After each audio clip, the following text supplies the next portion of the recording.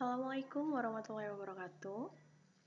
Saya akan menjelaskan mengenai persamaan nilai mutlak linier satu variabel. Sebenarnya materi ini sudah saya berikan pada modul atau bahan ajar minggu lalu, tapi sepertinya banyak yang belum paham ya jika sudah dihadapkan dengan soal-soal. Ya, kita mulai saja. Saya jelaskan dari yaitu bentuk umum.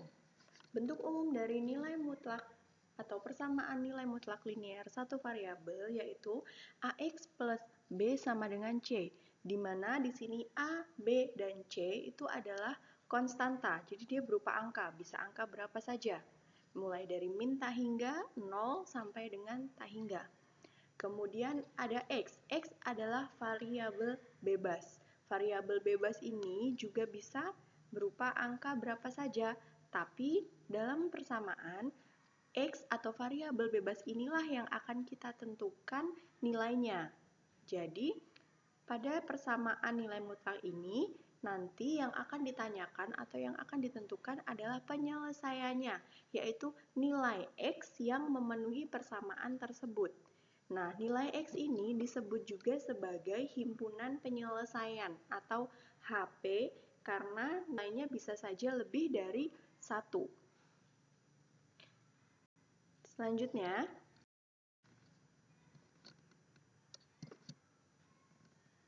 langkah penyelesaian persamaan nilai mutlak itu bisa dengan menentukan batas X.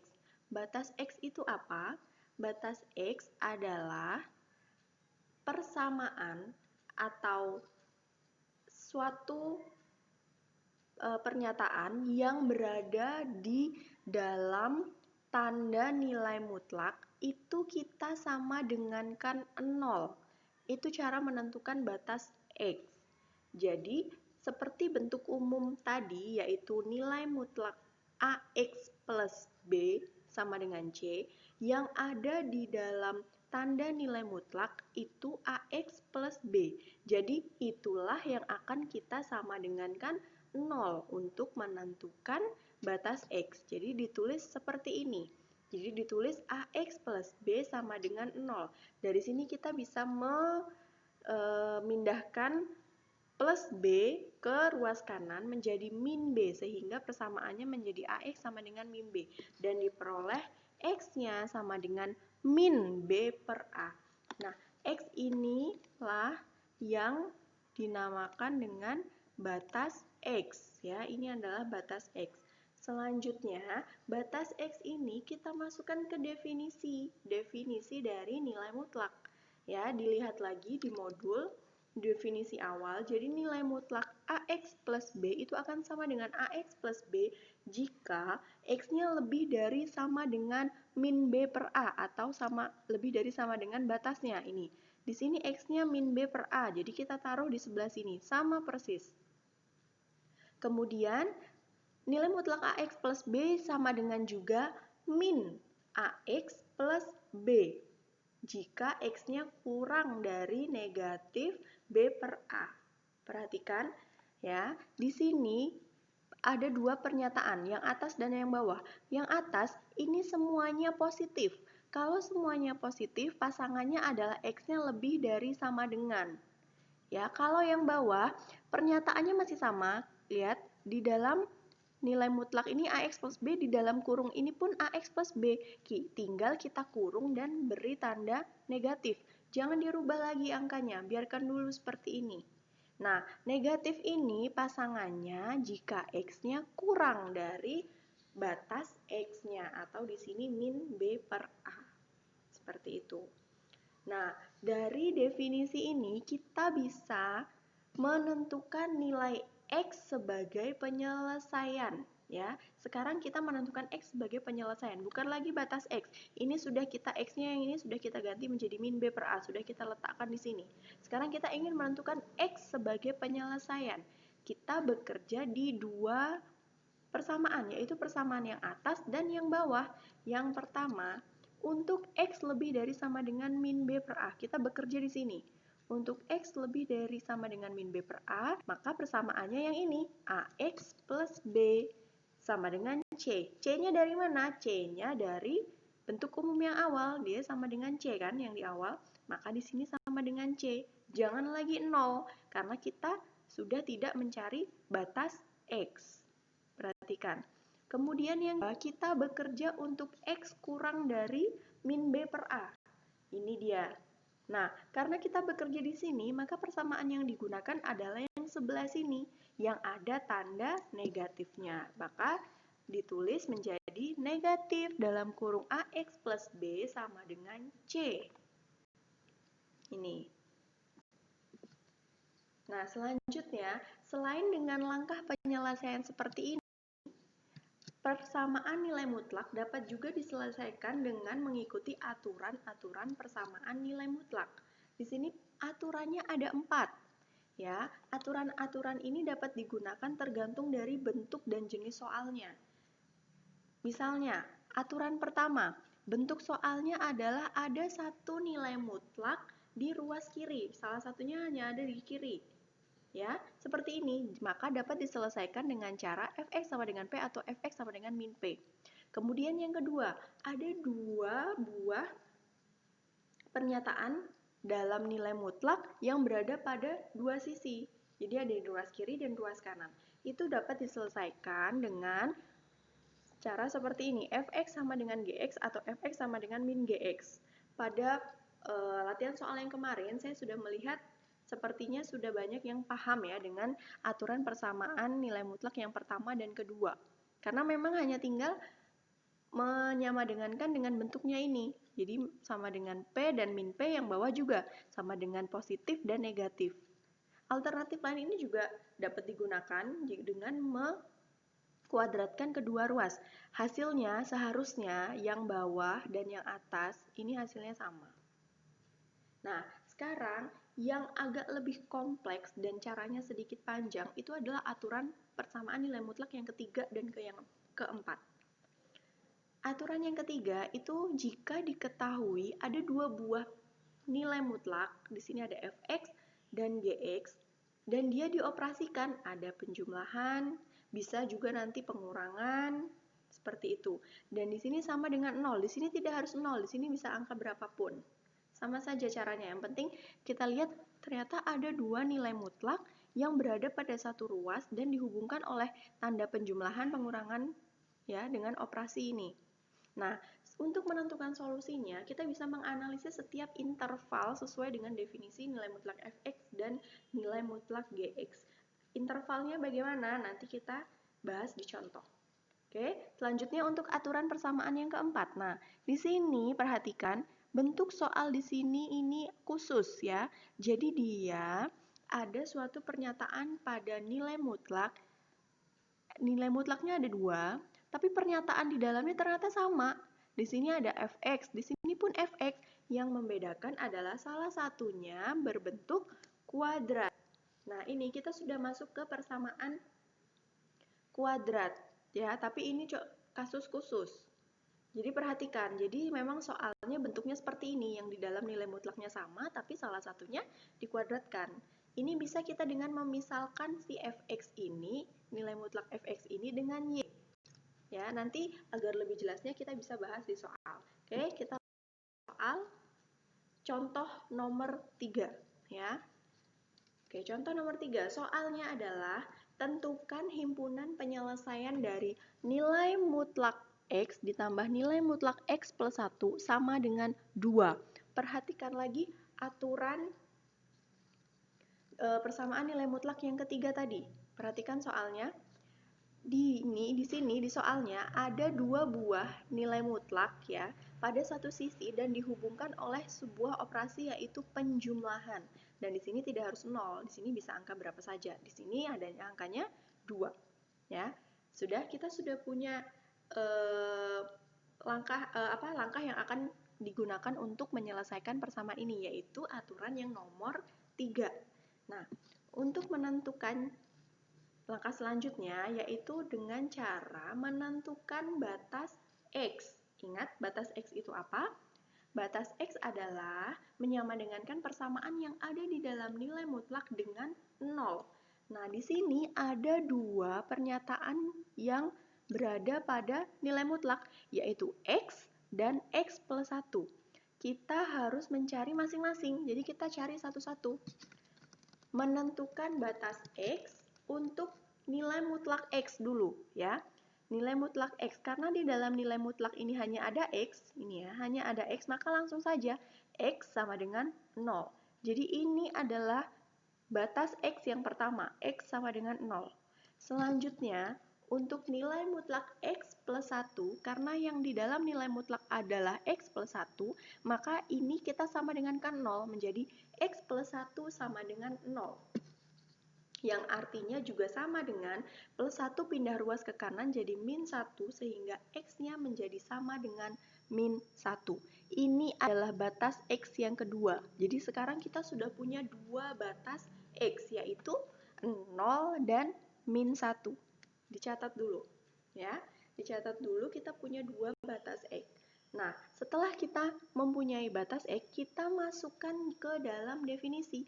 Definisinya pun sendiri-sendiri antara nilai mutlak X dan nilai mutlak X plus 1. Ingat, ini definisi yang ada di pembahasan awal. Saya tulis kembali agar mudah diingat. Kemudian ini adalah definisi untuk nilai mutlak X. Kebetulan di soalnya sama ya, sama-sama nilai mutlak X, hanya X. Jadi kita bisa langsung, tadi batas X untuk nilai mutlak X adalah 0. Maka kita dapat menuliskan definisinya. Nilai mutlak X akan sama dengan X jika X-nya lebih besar sama dengan 0 dan negatif X jika X-nya kurang dari 0. Begitu pula dengan nilai mutlak X plus 1. Kita masukkan ke definisi. X plus 1 akan sama dengan X plus 1 jika X-nya lebih besar sama dengan min 1. Min 1 ini adalah batas X dari nilai mutlak ini tadi yang sudah kita peroleh ya. Ingat, di dalam nilai mutlak ini X plus 1, di sini pun X plus 1, dipindahkan saja, tidak usah dirubah-rubah. Tandanya, angkanya nggak usah dirubah-rubah. Sama juga untuk yang bawah, tinggal kalian ganti dengan kurung dan diberi tanda negatif. Jangan masukkan tanda negatifnya langsung, karena itu nanti akan membuat bingung. Ya. Nah, sama seperti definisi, jika X-nya selalu yang atas ya, X lebih besar sama dengan min 1, ini yang lebih besar sama dengan selalu di atas, dia berdampingan dengan yang positif. Ini kan positif semua. Dia akan berdampingan dengan yang lebih besar sama dengan. Selanjutnya ini negatif, dia akan berdampingan dengan yang kurang dari. Ya, paham ya? Oke, selanjutnya kita akan membuat interval. Bagaimana cara membuat interval? Langkah pertama adalah menggambar garis mendatar. Oke, kita lihat ini adalah garis mendatar. Garis ini sifatnya sama seperti pada saat garis kartesius ya. Jadi semakin ke kiri ya, semakin ke kiri, ini ke sana ke kiri, nilainya akan semakin kecil. Ya, semakin ke kanan nilainya akan semakin besar. Kemudian di dalam interval ini kita masukkan batas X yang sudah kita punya. Tadi kita punya dua batas X, yaitu 0 dan min 1. Antara 0 dan min 1 yang lebih kecil adalah min 1. Jadi min 1 kita taruh di sebelah kiri. Oke, di sini min 1. Ya, paham ya? Kemudian selanjutnya yang batas X yang kedua adalah 0. Kita taruh di sebelah kanan karena dia lebih besar dari min 1. Nah, dua batas X ini sudah membagi interval menjadi 3 bagian. Bagian 1, bagian pinggir kiri, bagian tengah bagian 2, dan bagian pinggir kanan bagian 3. Untuk memudahkan, kita buat batas-batas ya, garis batas. Ini ada garis titik-titik. Nah, ini lebih jelas ya kalau interval ini dibagi menjadi 3, 1, 2, 3. Kemudian kita beri nama sekalian. Di sini adalah interval 1, interval 2, dan interval 3. Selanjutnya, perhatikan lagi. Pada interval 1, seperti yang saya katakan tadi, garis pada interval ini, nilai X semakin ke kiri akan semakin kecil, maka semakin ke kanan nilai X-nya akan semakin besar. Kalau di sini batasnya, maka nilai X yang ada di sini ada berapa? ada min 2, min 3, min 4, itu akan semakin kecil dari min 1. Maka pada interval 1, nilai X-nya akan kurang dari min 1. Selanjutnya, kita langsung lompat ke 3, ya. Nah, di ketiga, semakin ke kanan, nilainya akan semakin besar dari 0. Setelah 0 ada berapa yang lebih besar? 1, 2, 3, dan seterusnya. Maka, di interval ketiga ini, nilai X-nya akan lebih dari sama dengan 0. Selanjutnya yang terakhir, pada interval kedua atau yang di tengah ini, kita lihat dia dibatasi oleh min 1 dan 0. Jadi, nilainya otomatis X-nya akan lebih besar sama dengan min 1 tapi kurang dari 0 karena dia berada di tengah-tengah sini. Ya, bisa semua ya untuk menggambar interval. Gambar dulu garisnya, kemudian masukkan batas X-nya, beri pembatas dan beri nama, kemudian diberikan nilai X-nya. Di situ kurang dari, lebih dari, atau di antara. Nah, kita akan menyelesaikan soalnya. Ini soal yang tadi ya, soalnya adalah nilai mutlak X ditambah nilai mutlak X plus 1 sama dengan 2.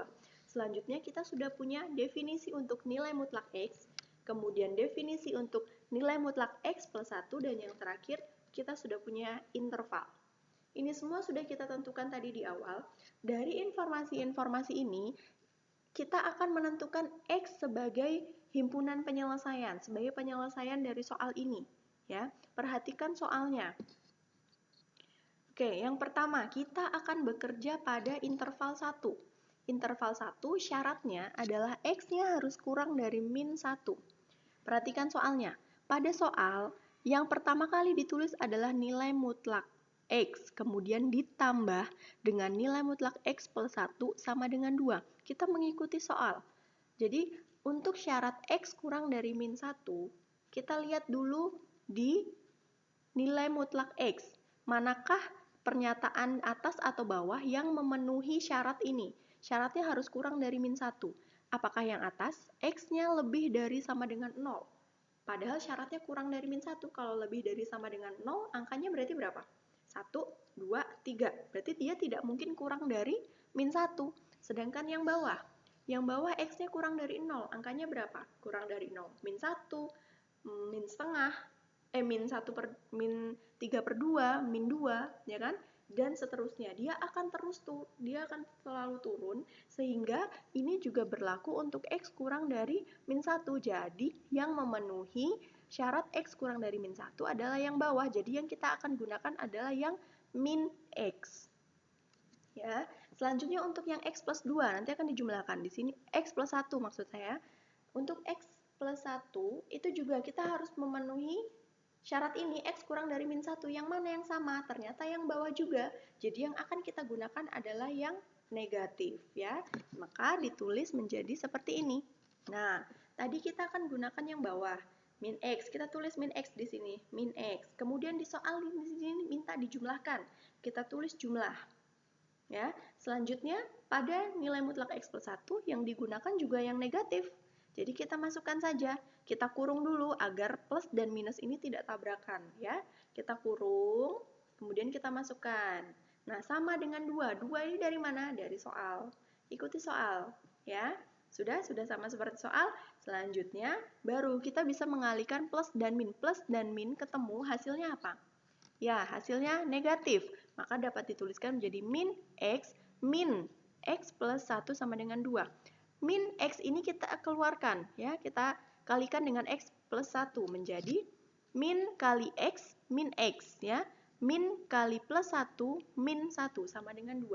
Ini min X, jadi min 2X. Min 2X sama dengan 2, min 1 pindah ruas jadi plus 1. Jadi 2 ditambah 1 sama dengan 3. Sehingga diperoleh X-nya sama dengan min 3 per 2. Ya. Nah, di sini X-nya memenuhi. Oke. Selanjutnya, kita akan bekerja pada interval 2. Interval 2 syaratnya apa? X-nya lebih dari sama dengan min 1 tapi kurang dari 0. Sama seperti pada saat kita bekerja di interval 1, kita harus memenuhi syarat ini dulu menggunakan persamaan yang memenuhi syarat. Jadi yang pertama, kita bekerja di nilai mutlak X. Kita lihat di sini. Syaratnya apa? X kurang dari 0. Yang mana yang memenuhi X kurang dari 0? Atas atau bawah? Yang bawah, ya. Berarti kita menggunakan min X ini lagi. Oke, kemudian ditambah dengan nilai mutlak X plus 1. Syaratnya adalah X lebih besar sama dengan min 1. Yang mana yang sesuai? Oh, ternyata yang atas. Jadi yang kita gunakan adalah yang positif. Sehingga dapat dituliskan menjadi seperti ini. Jadi tadi kita menggunakan yang kurang dari 0, ini min X, kita tulis min X, kemudian plus di soal, kita tulis plus, dan di sini X-nya lebih besar sama dengan min 1, kita tulis yang positif, sini X plus 1, kita langsung tulis saja X plus 1 sama dengan 2. Min X plus X sama dengan 0, ya sama dengan 0, maka sisanya di sini tinggal 1 sama dengan 2. Loh, hasilnya tidak konsisten. Ternyata untuk interval 2, X-nya tidak memenuhi, karena masa 1 sama dengan 2 kan tidak mungkin, ya. Jadi X ini tidak memenuhi, ya. Langsung kita skip, kita langsung ke interval ketiga. Nah, interval ketiga syaratnya yaitu X-nya harus lebih besar sama dengan 0, ya. Ini. Sama caranya, kita bekerja di nilai mutlak X yang berlaku X lebih besar sama dengan 0. Oh, ternyata persamaannya yang atas, yang positif. Oke, kita tulis. Kemudian ditambah, untuk X plus 1, X-nya lebih besar sama dengan 0. Yang mana yang memenuhi? Yang atas juga, jadi semua positif. Maka dituliskan menjadi X, ya, X-nya ini plus dari soal, kemudian X plus 1 yang ini sama dengan 2. Di sini kita bisa menghitung X ditambah X sama dengan 2X sama dengan 2. Di sini plus 1-nya pindah ruas jadi min 1. Jadi 2 min 1 sama dengan 1. Sehingga diperoleh X-nya sama dengan setengah. X ini ternyata memenuhi, ya. Jadi dapat disimpulkan bahwa dari ketiga perhitungan kita ini, X yang memenuhi adalah min 3/2 dan setengah. Maka HP-nya atau himpunan penyelesaiannya adalah minus 3/2, setengah. Nah, penulisan ini di dalam ini harus berurutan dari yang terkecil sampai yang besar. Jadi ditulis dulu yang kecil kan yang negatif pasti kecil ya. Kita tulis dulu di sini, kemudian yang besar. Selesai soal nomor 3. Oke, kita lanjut untuk soal nomor 4. Soal nomor 4. Soalnya bagaimana? Tentukan nilai X yang memenuhi X min 2 kuadrat sama dengan 4 kali nilai mutlak X min 2 ditambah 12. Perhatikan soalnya. Di sini ada dua nilai mutlak. Di dalam nilai mutlak ini nilainya sama-sama X min 2. Di sini X min 2, di sini X min 2. Bedanya salah satunya yaitu di ruas kiri ini bentuknya kuadrat. Oh, jadi contoh 4 ini ciri-cirinya sama seperti aturan nomor 4. Jadi kita bisa menggunakan aturan tersebut untuk menyelesaikan dan mencari nilai X-nya sebagai himpunan penyelesaian. Oke, langsung saja kita jawab. Karena nilai mutlak X min 2 ini sama ya, ada 2, kita boleh memisalkan. Kita misalkan nilai mutlak X min 2 sama dengan Y, ya. Di sini kita misalkan Y, di sini kita misalkan Y, maka kita rubah saja ke Y. Jadi bentuknya di sini berubah jadi Y kuadrat sama dengan 4 kali Y ditambah 12. Nah, bentuk ini kita percantik ya. Bentuknya kita percantik dengan menyamadengankan 0. Kalau mau disamadengankan 0, ya, semua ruas di kanan itu kita pindah ke kiri. Sehingga menjadi 4Y-nya pindah ruas ke kiri jadi min 4Y, dan 12-nya pindah ke kiri juga jadi min 12. Jadi Y kuadrat min 4Y min 12 sama dengan 0. Kemudian, kalau sudah menemukan bentuk kuadrat seperti ini, persamaan bentuk kuadrat seperti ini, yang harus dilakukan adalah memfaktorkan untuk mendapatkan nilai Y. Memfaktorkannya bisa langsung seperti ini, atau menggunakan rumus ABC. Ya, rumus ABC itu biasanya saya kira sudah dapat di SMP ya. Untuk mencari nilai-nilai dari Y. Nah, kita langsung saja faktorkan ya di sini. Kalau misalnya Y min 6 kali Y plus 2, ini kalian kalikan ya, kalian kalikan, ini akan menghasilkan nilai di atasnya. Harusnya sama ya. Y min 6 kali Y plus 2. Jadi kalau dikalikan, yang belakang ini dikalikan hasilnya min 12. Ya, kalau dijumlahkan hasilnya min 4. Min 6 ditambah 2 sama dengan min 4 hasilnya di sini. Kalau dikalikan min 6 kali plus 2 hasilnya min 12. Kalau dijumlahkan min 6 ditambah 2 sama dengan min 4. Ya, itu cara memfaktorkan. Jadi kita dapat kan ada dua nilai Y. Yang pertama Y min 6 sama dengan 0 ini, kita sama dengan kan 0, maka Y-nya sama dengan 6. Ya, karena min 6-nya pindah ruas ke kanan jadi positif, jadi 6. Dan Y plus 2 sama dengan 0. Y plus 2 sama dengan 0, maka Y-nya sama dengan min 2. Jadi di sini kita sudah punya dua nilai Y, yaitu 6 dan min 2. Selanjutnya, setelah kita mendapatkan nilai Y, kita kembalikan bentuk aslinya. Tadi, Y itu kan sebuah permisalan, yaitu permisalan dari nilai mutlak X min 2. Sekarang kita kembalikan bentuknya. Nah, karena kita punya dua nilai Y, kita kerjakan satu-satu. Untuk yang pertama, untuk Y yang sama dengan 6. Kita tadi misalkan Y itu adalah nilai mutlak X min 2, maka di sini nilai mutlak X min 2 sama dengan 6. Perhatikan bentuk soal yang ini, bentuknya ini. Bentuk ini sama dengan bentuk aturan nomor 1. Ya, ingat dilihat lagi aturannya. Ini sama dengan aturan nomor 1, maka diselesaikan dengan X min 2 yang di dalam nilai mutlak sama dengan 6 atau X min 2 sama dengan min 6. Maka diperoleh nilai X sama dengan 8 atau X sama dengan min 4. Jadi kita sudah punya nilai X. Ya, inilah yang dicari, nilai X. Kalau tadi kan bentuknya masih Y. Sekarang kita sudah menemukan nilai X. Nah, kita sekarang bekerja di nilai Y yang satu lagi, yaitu min 2. Maka X min 2 sama dengan min 2. Perhatikan, konsep nilai mutlak itu tidak boleh negatif, karena nilai mutlak dari bilangan positif adalah dirinya sendiri, dan nilai mutlak pada bilangan negatif adalah negatif dari dirinya. Berarti negatif dari negatif, berarti positif, ya kan? Jadi hasilnya nilai mutlak itu pasti selalu positif di sini. Coba diingat. Nilai mutlak dari min 3 sama dengan 3. Nilai mutlak dari min 10 sama dengan 10. Maka, jika ada nilai mutlak seperti ini sama dengan min 2, itu tidak mungkin hasilnya. Karena tidak mungkin hasilnya negatif. Jadi, di sini tidak ada nilai X yang memenuhi.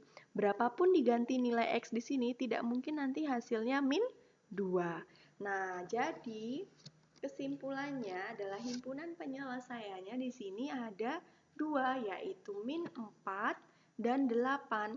Ingat, penulisannya dari yang sebelah kiri adalah yang kecil, baru ke besar. Maka di sini ditulis dulu min 4,8. Sampai sini paham semua ya? Semoga bisa membantu.